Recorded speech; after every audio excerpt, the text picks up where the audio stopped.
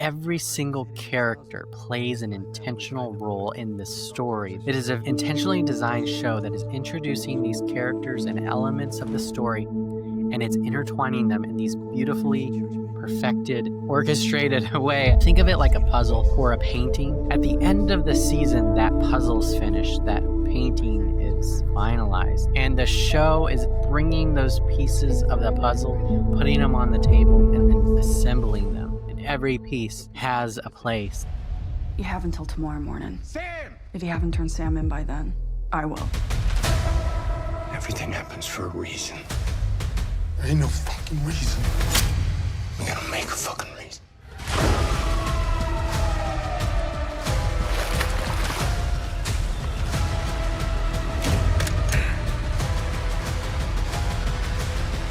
Task is a miniseries on HBO, and in this video, I want to talk about whether or not it's worth watching. There won't be any spoilers in this video, but I do want to talk about what caused me to start watching the show. I want to share with you whether or not it's worth watching. For those of you that are not familiar with the show, Task is an American crime drama television miniseries created and written by Brad Inglesby for HBO. It stars Mark Ruffalo, Tom Pelphrey, Amelia Jones. The show came out in 2025, and I recently finished watching it. It's a Philadelphia-based FBI agent, Tom Brandis, is put in charge of a task force investigating a string of violent robberies against stash houses run by outlaw motorcycle gangs. Before I dive into my thoughts about the show, I want to just share a couple things with you about what got me to actually want to watch this show, because when it came out, I heard some things about it. I heard people talking about it. I heard people recommending it. The premise of the show, the marketing, it just didn't seem interesting. The poster itself didn't really make it compelling for me to watch. There are two factors that played a part in me wanting to watch this show. One of the other shows I had watched by this creator was Mayor of Easttown, which I really enjoyed. And that was a show that, if you like True Detective, that kind of a show, Fargo, Mayor of Easttown, it was similar. I watched it, enjoyed it. It was a good show. I was reading this article on the Mockingbird website, mbird.com, if you want to check it out. And there's a couple things I just want to read with you, because when I read this, I learned more about Task. And when I learned more about it, I was like, that's a show I have to watch, because I love character depth. I love story depth. I love the clarity of a powerful, interconnected, structurally, intentionally designed story. This is from David Zoll, who, by the way, I had on the podcast, interviewed him about his book, Low Anthropology. So check that out if you're interested. But let me go ahead and read this to you. And this is really the thing that got me to watch the show, and maybe it'll get you interested and wanting to watch the show yourself. We've got to talk about Task. One of the pleasures of writing for this site over the years has been the opportunity to highlight and pay witness to works of art that foreground grace. Believe it or not, such things come with encouraging regularity. The fifth season of Fargo did this a couple years ago. Before that, there was The Holdovers, and before that, Last Chance U. Lots more besides. The steady stream contradicts the narratives of decline and decadence that swirl around our cultural discourse. I relish it. Task is on the same level. It detonates a grace bomb so forceful that you can really only marvel and thank God it was made. The 7-part crime procedural just finished airing on HBO and was the brainchild of screenwriter-producer Brad Inglesby. Task follows the template Inglesby established in his previous series, Mayor of Easttown, and basically doubles down. Baptism, adoption, addiction, forgiveness, vocation, providence, troubled parents with troubled children. It's all there, once again, wrapped in that delicious Delco accent. Of course, when grace is done effectively on screen, it tends to be climactic, so it's almost impossible to write about it without giving spoilers. Rest assured, when the moment arrives, you will know. The tip-off will be in the tears in your eyes. Just don't miss the bird feeder in the credits. And I will say that there were some points in this show that I got the chills when these certain moments unfolded.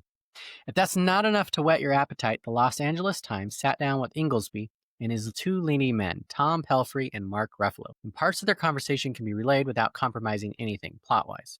The theological aspects of the story, for instance, are not incidental. I'll put a link to the Los Angeles Times article in the description. If you have seen the show and you want to read that article, it's really good. It's got a lot of great quotes.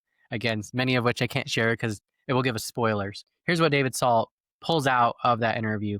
This first quote. Inglesby says his uncle, who was an Augustinian priest, helped inspire the through line of the series. I've always been very intrigued by his idea of faith in God over the years and how it's changed over time, and what he believed once and what he believes now. he says. I was intrigued by the idea of a guy who everything he held as truth, all the pillars of his life, have come crumbling down.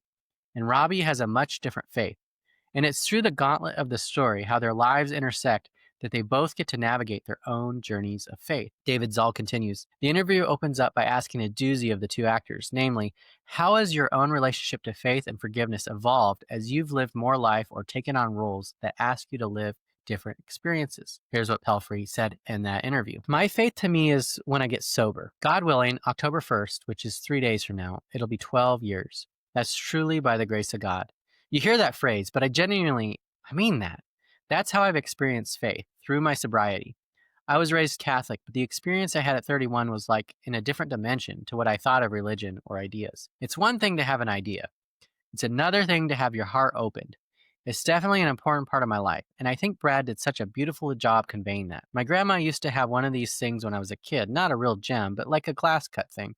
So if you put it in the window, the sun shines through a million different ways, and the color goes everywhere. I feel like you, Brad, did that with some themes in the show where you're like, let me just hold it up and we'll just look at it a few different ways. Mark Ruffalo provides his answer. My journey with faith is probably very similar to Tom's. When you get a job or something, it can take you on a journey that you're ripe to take. It touches your life at the very moment where you need it. I'd say after my brother died, the whole notion of faith just went out the window for me. But oddly enough, I have a lot of addiction, alcoholism in my family. I say either you are one or you love one. When you love somebody who's struggling with that, it takes a lot of faith to let them go and to trust it'll be okay. My friend says to me, they got a God and you ain't it. My faith has been renewed actually through Tom, the character. He is an alcoholic. It's touched my life in so many ways, even with my brother, that it's like where I lost my faith and where I gained my faith again has been through this journey with alcoholism and drug addiction. And I waver. You look at the world and you're like, where is God in this? Please show yourself. But the thing about faith is it requires you to believe without evidence of its existence. I'd rather believe in that than nothing. Although I fought him, Brad, all the time, I was like, he's, Tom, not really praying here. He's trying to pray. He's going through the actions of praying, but he can't quite get to the opening sentence, which is God. He does pray eventually, but it's a journey. When I read that, I was like, wow, this is a show that I have to watch because I love that type of depth and that type of wrestling with these really complex and deep issues. While I was watching Task, it became very clear to me throughout the episodes and as the show progressed that every single character plays an intentional role in the story that's being told. It's an intentionally designed show that is introducing these characters and elements of the story, and it's intertwining them in these beautifully perfected, orchestrated way. I don't know the best way to put it, but when you watch a show, there's just a lot of characters that are pulled in for a moment, for this or that. But with Task, every person is there for a very specific reason or set of reasons that is going to be a part of what's unfolding. And so if you think of it like a puzzle or a painting, at the end of the season, that puzzle's finished, that painting is finalized. And the show is essentially bringing those pieces of the puzzle, putting them on the table, and then assembling them. And every piece has a place. That type of what I would call clarity is just really powerful. And then the depth that comes with those pieces and with that clarity is just something that I really enjoy, appreciate. And this is the type of show when you understand that design and that structure and you watch the show, you actually want to go back and watch it again because now you know what's coming, you know what the story is. And so you can actually really appreciate that depth at a whole nother level watching it a second time. There's a movie and an episode and a show that Task reminded me of. So the first is Avengers Infinity War. Run from it. Destiny still arrives. One of the amazing things about Infinity War is that the design of that movie, there's very clear structure around Thanos, who's the protagonist of the movie, even though he's the antagonist in the series.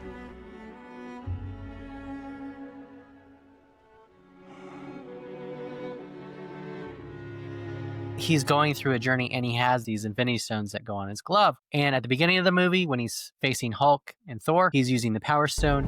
I am.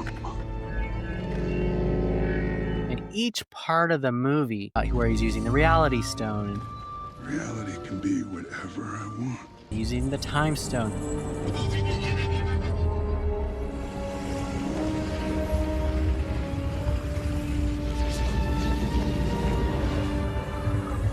Each one of those sequences demonstrates the power of the stone itself while also moving the story forward. It's very efficient and effective storytelling. Infinity War feels like a refreshing type of a movie where you're just excited to watch it and you're enjoying every step of the way. Task is very similar in that type of structural design that ties in where all these pieces are coming together and these different sequences are demonstrating different things about these different characters while also moving the story forward in very intentional and powerful ways. It gives me the chills, and it just provides this just emotional gut punch, but also like this level of satisfaction in of what had come and what we walk away with as part of this experience. It feels a little bit different than a lot of shows or movies. It feels like it gives you something. It's not just something you're consuming, but you're leaving with something after you're done. And in the sense of like pulling all these pieces together, the show that it actually reminds me of, and particularly the season finale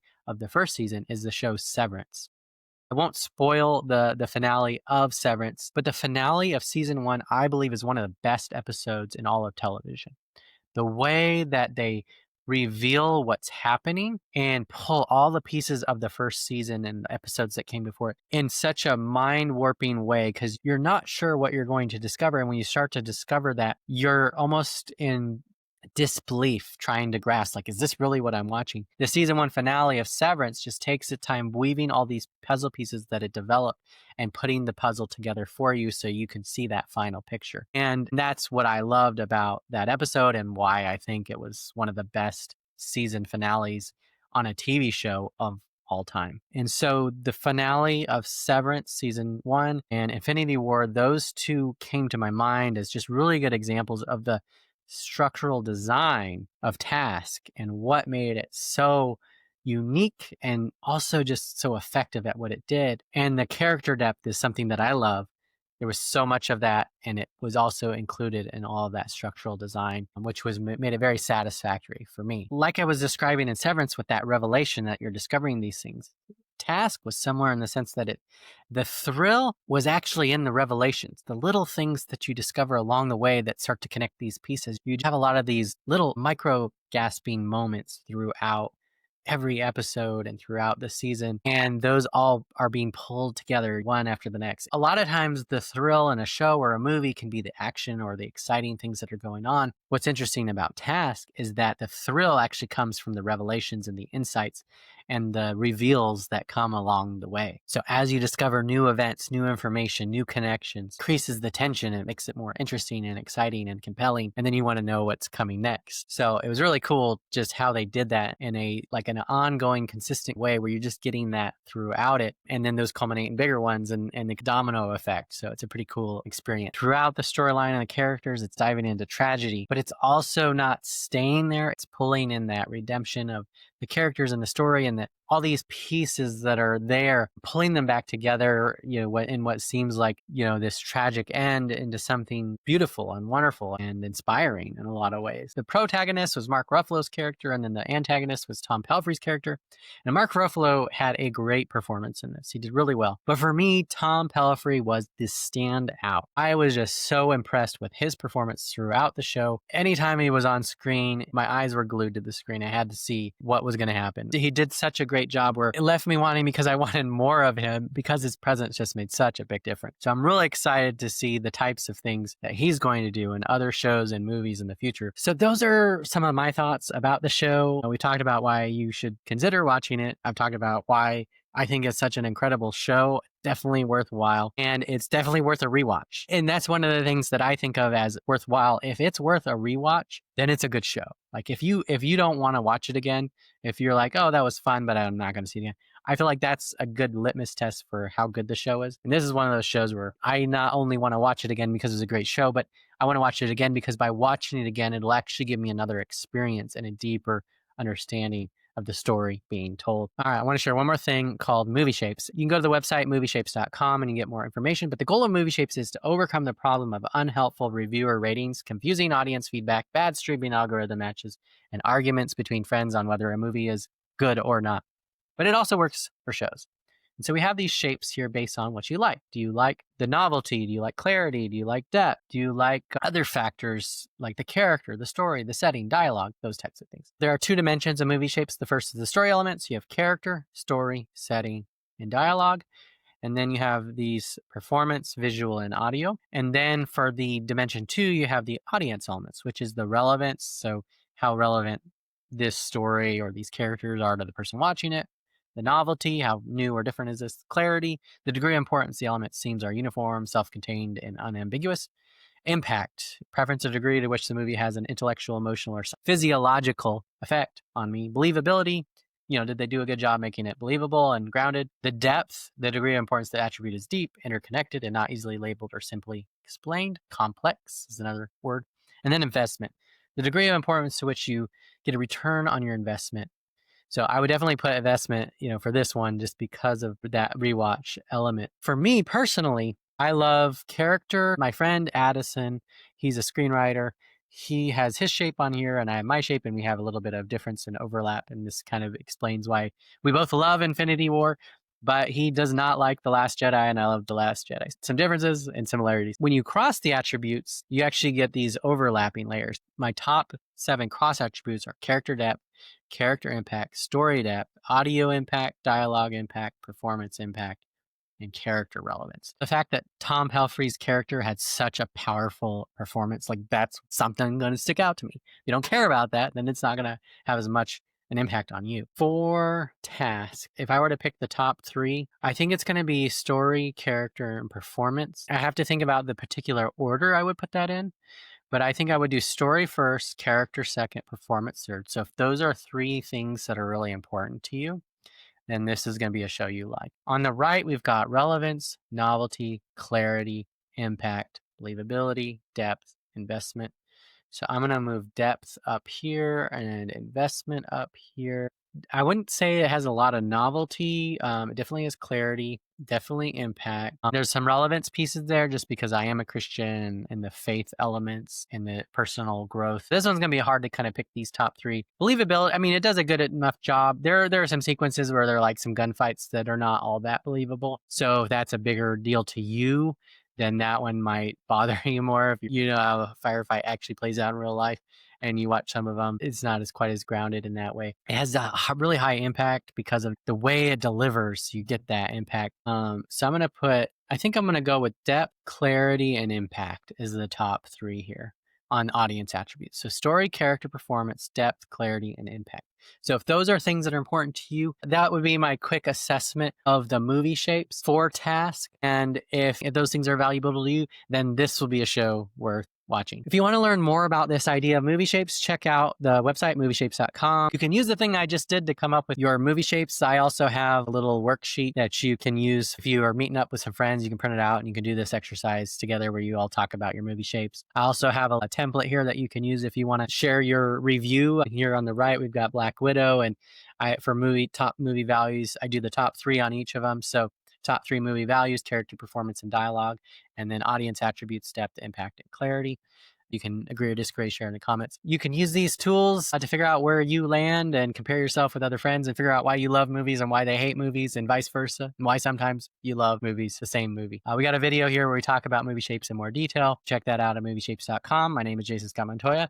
Go check out Task on HBO. It's an awesome, amazing show. I don't think you'll regret it. I loved it. If you have a similar movie shape to me, you'll love it as well. See you on the next video.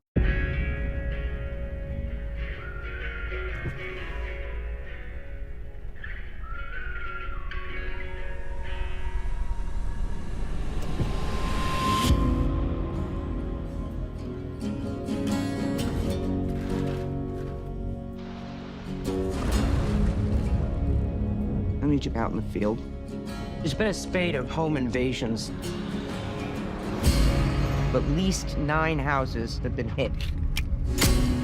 They want me to set up a task force. State Trooper Elizabeth Stover, Sergeant Aaliyah Clinton, CD Anthony Grasso. It's not exactly a wealth of experience. We need to find this crew.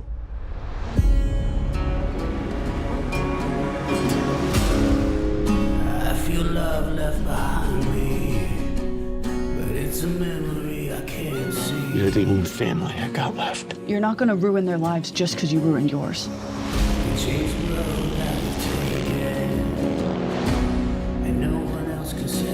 When things go terribly wrong, people mostly just want to feel less alone.